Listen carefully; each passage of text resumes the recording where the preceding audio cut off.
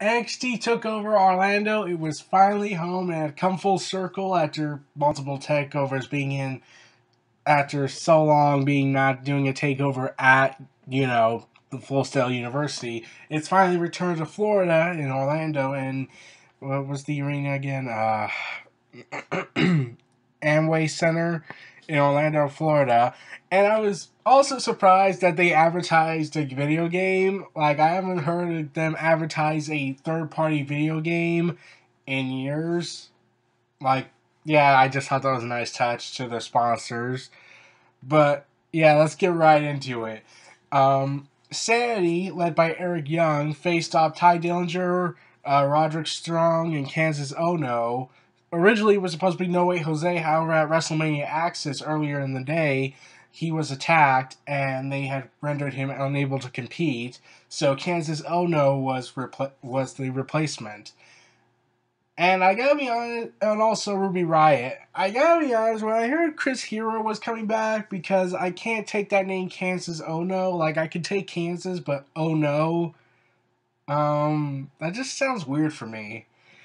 But I'll just call him Chris Hero because that's who he is. That's what everyone remembers him as, not Kansas Ono. But every time, like, I was a little mixed about it. Like, I had heard why they fired him was because, oh, he wasn't losing any of that weight he had. And, yeah, it looked like he had not changed his weight problem that they like to say. But then there's Kevin Owens, and they are alright with his weight, except for Kevin Dunn. He'll just point out fatness on him and point to a sign that says Fat Owens fat because he's that petty. And yeah, when Kansas Ono wears that shirt where it kind of exposes him, like, it just really gives it away. Like, yeah, I really don't care about his weight. It just kind of gives it away for me. But he is very agile for his size. But, well, it's Chris Hero. What can we do?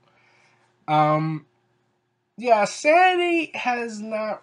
From what I've seen, the only members of Sanity that actually impressed me is Eric Young and Nikki Cross, who I'm pretty sure if they get to the main roster, she's gonna be She's gonna have her name changed to just Cross because we already have a Nikki, and they're the only two that impressed me in Sanity. One is because it's Eric Young, and another is because Nikki Cross is actually good at her role. Alexander Wolf and Killen Dan, they just look like henchmen to me. So, anyways, this match lasted for 12 minutes and 30 seconds, and it started out completely chaotic, and I loved that Ty Dillinger wasn't going in there first, like it was building it up, and Ty Dillinger is still the most popular guy going, and they have him lose again to one of the members that isn't Eric Young and Nikki Cross to Sanity. And I'm like surprised. Like, I get what they're trying to do, build up Sanity, and then I would also love to see the Wyatt family versus not the Shield. Oh man, versus Sanity. Like, that would be an interesting matchup considering that they're kind of similar in a lot of ways. But yeah, I was expecting Ty Dillinger to get the victory here in this war against Sanity with his team of Roderick Strong, Candice Ono, and Ruby Riott. And Nikki Cross and Ruby Riott, that was the impressive performance I saw from them. Like, I don't watch NXT taped shows anymore because I'll just know what happens the following when the tapings begin. So what's the point? And I just don't feel invested as much. But Ruby Riott and Nikki Cross really were highlights in this match for me, more so than Ty Dillinger. I'm like, it's Ty Dillinger, so whatever. But I did like the fact that they were just two crazy chicks that just scraping and clawing each other, and then it looked like they were trying to claw their opponents' respective teams. Okay, here's the best way to describe it. It's like that female character in a video game that clings onto you and tries to repeatedly stab you. Yeah, I'm a morbid bastard. Go ahead and criticize me. But the guy just won't go down. The character just won't go down. Your player, like I said, the player just won't go down. And it's just, as she's just losing her mind. Like, I'm pretty sure that's the best way to describe it. If I was to pick a game where you could imagine that happening, is Devil May Cry. But yeah, yeah, like when I heard Kansas Ono wasn't on the show, I was like, okay, there were two things that came to mind. One, is it really bad to keep Kansas Ono off the show? Especially after he got off of a NXT championship match against Bobby Roode a week prior, albeit it was kind of disappointing. But yeah, then I was thinking like, wait, No Way Jose is going to be. So wait, which one of the two guys are going to be eliminated? I know Ty Dillinger says he's the focus of the storyline with Sanity. So is it Roderick Strong or No Way Jose? Well, Roderick Strong has something going, especially after his last TakeOver match with Cien Almas. And No Way Jose is just, to me, there. So I'm just going to assume, yeah, they're gonna like write him off for something, and I was right on that. So yeah, this was an entertaining 8-person mixed tag team match. I really was surprised that I can't tell if it was Alexander Wolf or Killing Dan that got the pinfall, but I was surprised it was one of the henchmen of the group and not really Nikki Cross or Eric Young. I was honestly expecting Nikki Cross to pin Ruby Riott, and then they would get the victory for their team. But nope, we're gonna have Ty Dillinger further push down that pedestal because, yeah, I don't know why. Like, if they build this match up to an eventual Eric Young becoming NXT champion and eventually leads to Ty Dillinger challenging him, then I will take back everything I said because that would be an awesome build-up. Like, it would be a coronation of something for Ty Dillinger. So, moving on. Now we got to do the debuting of Aleister Black versus Andrea Almas. Also, Aleister Black, yeah, Tommy End, who appeared at the UK Championship Tournament. Like, we would forget that. So, yeah. And Aleister Black, like, he was actually pretty amazing in this match. Like, I was surprised by him against Almas. Like, he was in this meditative position, and then he did this high-flying maneuver, jumped back down when Almas got out of the way, and ran it back into the center of the ring in a meditative pose. I thought, okay, that was actually kind of awesome. And then I kept thinking, you know, he looks the part. He looks like he could be a good member of Sanity. So, I could actually imagine him joining that team later down the road, if they really commit to that. But Almas, like, his role is pretty much set in stone. Like, since Eliza Sampson is gone and is moving on to the main roster, you heard me, Almas is now there to just make good matches, take the fall, make this other guy look strong as possible, the end. Like, I don't see Almas going further than that. Like, he'll probably tease the #1 contendership opportunity, but ultimately not come close to it. So, yeah, he's just stuck in this level he's going to be at, and, well, that's kind of a disappointment since he is insanely talented, especially after his match with Roderick Strong. Oh, and Roderick Strong, I really hope he does not go to the Cruiserweight division. I mean, like, I would get if they were going to do Austin Aries versus Roderick Strong, but considering how much talent Roderick Strong has, I think I'd be kind of disappointed if WWE really restricts him on the main roster. So, Aleister Black eventually defeats Andrea Almas, and it only lasts less than 10 minutes, so I was hoping that the match go on longer since this is on the network and they could go for as long as they want. And I really was expecting more out of this match. Like, it was great to me, but I was hoping for more out of it. Like, after we got rid of Roderick Strong and Almas, I was hoping for something like that again. But this time with Aleister Black.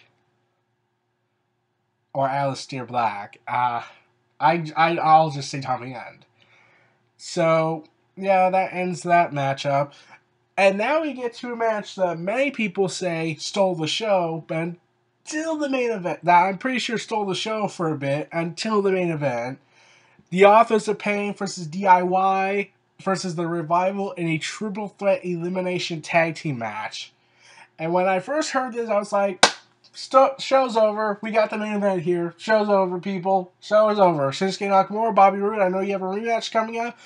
Yeah, you're not going to top that match. I highly doubt you'll be able to top that match unless you're given the proper time and execution. Asuka and Ember Moon, I love you too, but yeah, we got our big show stealer here.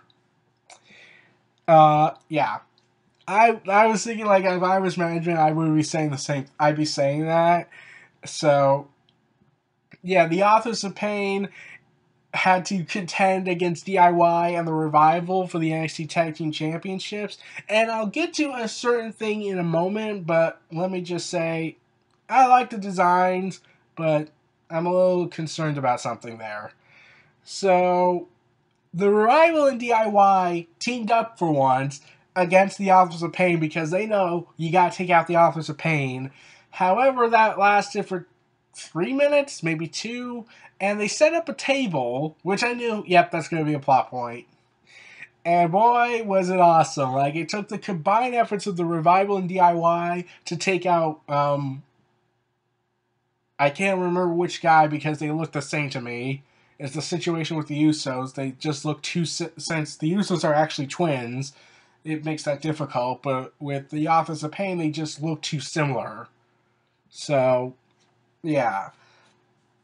So one of the members of the Authors of Pain is slammed through a table, which was awesome, by the combined forces of DIY and Revival.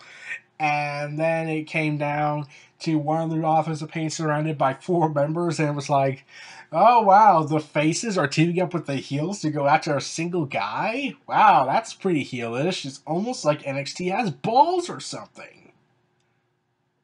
But by God, did this one guy manage to power out through all 4 of them, taking them out by himself, until Scott Dawson, I think, or Dash Wilder. I keep trying to remember their names right.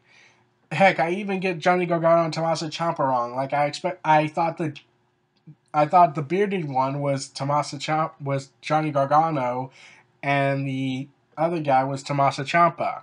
But I keep getting wrong on that. I will never. I'm pretty sure I'll screw that up for the remainder of time. So yeah, it was surprising on that. Like when the Revival got one of the members in their submission, I would like, okay, what we see next is sheer brilliance. Like, one of the members of DIY, Johnny Gargano, I think, was going to stop it because I'm pretty sure he had that mentality, like, okay, this is a triple threat tag team match, not an elimination match. And then he realized right before he did it, right before he broke it up, that, oh yeah, this is a submission maneuver. And then finally, they work together again and get into a combo submission maneuver, which I would like. I was actually thinking, like, is the Authors of Pain actually gonna lose the match? Like the DIY and Revival are working together, and how are they gonna compete with that? You would have to see them self-destruct in the middle of this match, but since it's an elimination match, they could take the Authors of Pain out and then just go at it. However, all good things come to an end as DIY and the Revival eventually fell apart and went after each other in the middle of the war. And the Coalition fell apart, and the Authors of Pain managed to rout them all up and defeat them, retaining their NXT championships. And by God, that match was awesome. Like, everything about it was awesome. I would not change a thing. Like, the Authors of Pain, like, from what I've heard, they don't really do that well in tag team matches with in the taped show environment, but on the takeovers they've been delivering. Like, they did a surprisingly good match with TM61. It was good, but not with DIY and the Revival. That was awesome. Like, they were making magic with that team with DIY, and then they made magic again with the Revival and DIY in this triple threat match. And now this leads to speculation. Which team is going where? Well, unfortunately, if I had to speculate, I'm assuming DIY goes to Raw since they're cruiserweights, and the Revival goes to SmackDown. That's my hopeful guess. Well, preferably I would want both tag teams on SmackDown because, quite honestly, SmackDown really needs it since we just got the Usos and American Alpha. No idea what's going to happen with Heath Slater and Rhino. Like, are they going to break up, or are they just going to be just stuck in the air for now? But yeah, I'm hoping that Revival and DIY go to SmackDown because they'll be given the best of their abilities. However, if I'm thinking in a realistic sense, DIY is going to Raw because they're cruiserweights, and the Revival is going to SmackDown. And like the worst case scenario is that both teams go to Raw, which will be horribly unfair to me at least. So I just came up with the realistic case scenario. My best scenario is that they both go to SmackDown because I know Raw will mess them up and strip everything that makes them unique. And the Authors of Pain, I don't know who's going to beat them. Like, is it TM61? I don't recall any other tag teams. Like, you can say probably Sanity, but to me, it's more like a henchman-based system. One leader and a bunch of henchmen. So I'm pretty certain that's the system there, so I don't really see them going out to tag team goal anytime soon until they get more of an identity that you can't picture any one of them leaving, or else the whole group falls apart. But yeah, this tag team match, this was the show stealer to me, but then the main event happened, which I'll get into. But now let's get to Asuka versus Ember Moon. This match was high energy, but somewhat underwhelming for me. Like, I was expecting, Ember Moon to get the victory here. Like, it was built up for months and months and months and months that it was said, yeah, we're going to get Asuka built up so she can fall to Ember Moon. But now it took an interesting twist. If done correctly, then, hell, I'll be all for it. Ember Moon actually managed to go toe-to-toe with Asuka for a bit. However, I was hoping that they would let her, show that Asuka is slipping her game if Ember Moon managed to break the Asuka lock, but that never happened. I was hoping for that. I was expecting the audience to freak out eventually that Ember Moon broke out of the Asuka lock and Asuka is freaking out over this and then resorts to what she did in the match. I was hoping for that, but that never happened. And she pushes the referee into Ember Moon when she's on the turnbuckle going for her finisher, and one of her finishers at least, and eventually gets the victory on her. And I'm surprised the referee are giving this creative leeway over the wrestlers. Oh god, if this was on main rosterville, we would have saw the repeat of Ambrose versus Rollins at Elimination Chamber. It ends with Ambrose seemingly winning, and Seth Rollins gets the disqualification victory. Therefore, that would have happened if this was done on main rosterville for this women's match. And I would not be surprised if that happened. Disappointed, but not surprised. But Asuka and Ember Moon, I'm expecting another match between the two since this feud doesn't look like it's over with. But it was interesting to see undefeated versus undefeated go at it. But I was really hoping for more out of this match. But I will say that, yeah, I see a better match between them later down the road. Now let's get to the match that, if they did not perform as great as everyone hoped, then the tag team match once again steals the show. Bobby Roode versus Shinsuke Nakamura. And Shinsuke Nakamura comes out with a huge current and then kicks it over. And Bobby Roode gets a pianist.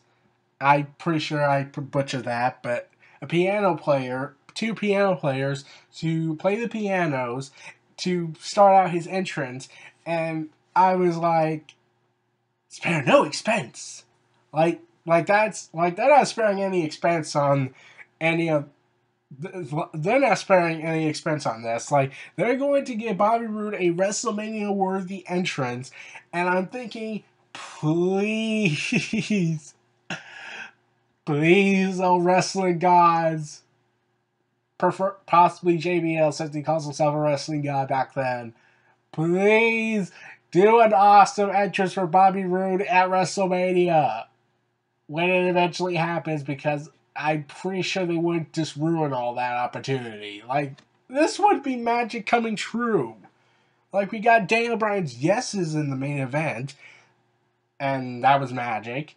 And Glorious, the theme song playing, and everyone singing it, that would be awesome. I'm pretty sure Bobby Roode would call that a career afterwards. Probably not, but still he would call it. I'm pretty sure he would call it that. But they made one hell of a match. It was surprising. I was expecting a repeat of their last match, but no, they built on it instead of just repeating everything, and actually made it much better than expected. And it managed to defeat the tag team match as the best match of the night for me. And for the NXT Championship, and like, this is the way that WWE main rosterville needs to have. Not the filler, not this horrible butchering of creative ideas. I'm like, SmackDown has issues, but like, SmackDown at least tries to do better, whereas Raw just tries to shoot itself in the foot a lot. I mean, seriously, Roman Reigns and Undertaker probably going on last. Like, I get it. I get that it's probably Undertaker's last match, but Roman Reigns main eventing for the third time in a row, that's going to piss everybody off. But I digress. Bobby Roode and Shinsuke Nakamura tore the house down. It was never stopping. I was thinking like, wow, we're way past 10 o'clock where the show's supposed to end. And that's the one thing I love about the network, because since on TV you have standards and practices, you have all these guidelines you have to fill out and have a restricted time. Like, if this was on Raw, probably not. But SmackDown and NXT, they probably would be restricted in time, in airtime. But on the network, NXT can say, go out, do whatever. Like, go as long as it can to make art.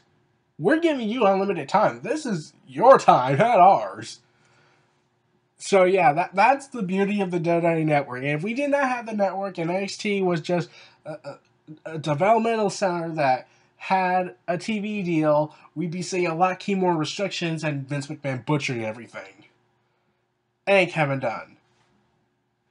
But now, with this, Triple H is allowed to go all out with NXT. He's allowing everybody to have a shot at success. Like, even Sanity was a concept Triple H came up with years and years ago, apparently, according to a report. And I'm a little surprised by that. He was waiting for Eric Young or someone like him to come in. Okay. So, they focused on Shinsuke's knee that was injured in the match. Well, not really. It was kayfabed. But I did legitimately think he was injured and at the time. But that's how good it was. How they managed to sell it so well. And Bobby Roode's this desperate title holder trying to cling onto this belt for as long as he can. And he ultimately succeeds. Like, it looked like there were 2 times I thought the match was going to end sooner than I thought. Like, I thought Shinsuke was going to win the match. But no, Bobby Roode won the match. And initially he was going to cheat. Like, when he tried to cheat with the bell ringer at the timekeeper's area. At the bellkeeper's area. And he grabbed the ring bell, I was expecting, he'd lose in the match. And no, he doesn't. Like, it looks like he's about to, but he doesn't. And that surprised me. I'm like, if this was main roster, I'm pretty sure they would do that. Unless it's Roman Reigns, then it's completely okay with them. And then people will just cry foul. But, yeah, I was generally surprised. Like, I thought this match was ending at this point, and Shinsuke would become a 3-time NXT champion. But that didn't happen. Bobby Roode is still NXT champion, and it was a hell of a match. Like, I'm pretty sure this is their last match together, if they want to do one more, because I'm not complaining. And now this leads to a question, well, two things. First, the titles. They were given a completely new design, all of them, to signify this new era in NXT. And to be honest, they all were great. They all looked okay, but they just didn't feel unique. They all felt the same with a different color. Like, they were all looking alike. Like, I'm not saying the old NXT belts were perfect, but it still felt like they were different from each other. Instead, now it just has, oh, we're gonna change the color and have a different engraving to it. Okay, yep, that's a completely. We are gonna copy and paste this belt over and over, aren't we? Like, they're alright, but at the same time, I was thinking, like, I kind of like the old model because it felt like they were all different from each other. But that was my one concern. And now this leads to another speculation. Shinsuke Nakamura, is he leaving NXT soon, or is he going up to main rosterville? Like, word on the web is that Shinsuke has been saying in interviews, "Oh, I want to go to SmackDown." My terrible Japanese impression. Sue me if I was that bad. He wants to go to SmackDown. And I would pay to see him go to SmackDown. Raw, they'll just sacrifice him to Roman Reigns most likely. But Shinsuke Nakamura on SmackDown, like, as much as I would like to see Roman Reigns versus Shinsuke Nakamura, that would be an awesome match to me. But on SmackDown, SmackDown needs more faces. They only have Orton and Cena. And you could say Shane, but they need more faces on Raw. On SmackDown. We have heels like Bray Wyatt, AJ Styles, and whatnot. And I would like to see, sue me if I'm wrong, I would like to see AJ Styles and Shinsuke go at it on the big shows, because they should pick up where they left off with back in New Japan Pro Wrestling. Bray Wyatt versus Shinsuke Nakamura? Pay to see that. John Cena versus Shinsuke Nakamura? Begrudgingly pay for that. Randy Orton versus Shinsuke Nakamura? Pay for that. And I would just simply love it. Like, Raw, I don't know what they would do with him. SmackDown, it seems like they'll let him pick up where he left off from NXT, except on the main roster, but Raw will be a little bit more restrictive environment for him. Especially if Stephanie McMahon gets to be the dominant one in the whole authoritarian angle. So, man, NXT TakeOver Orlando was awesome. So, those were my thoughts on the special event. This was Neo Reality Entertainment. Feel free to like, comment, subscribe, and donate. Stay tuned for more.